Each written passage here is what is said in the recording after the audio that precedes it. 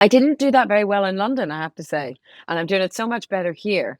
And there is one fundamental difference, which is that Act 3 is rewritten. And Really? I find it really, really interesting. So I never feel like I have any problem shaking off Veronica because I do that in the act of playing Joan. I mean, by Sure, the sure. time I'm in Joan, Veronica's long gone. I don't think about her again until tomorrow.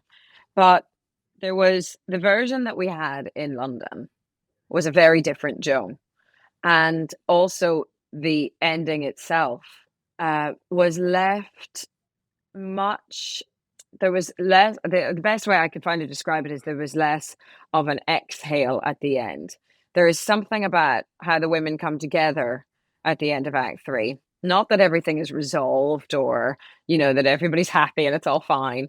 It's not that, but there is stuff that is dealt with in the course of Act 3 that was not dealt with in the London version. Huh. And we loved the London version. And Jez from first preview knew that he wanted to rewrite it. He knew exactly how he wanted to change it. But we did 159 shows of that. And there was something about how that got deep, deep under our skin. And all four of us women in Act 3 all felt this. We've all talked about it a lot since.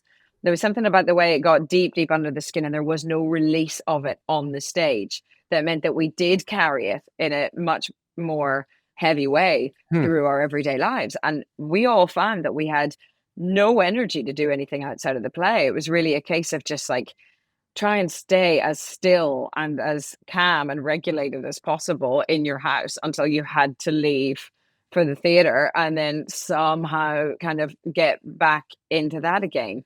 And it did feel a lot heavier. And now in this version, there's just something about the way that things get resolved and they get acknowledged and things get brought out into the open that we have all felt so much lighter walking around New York.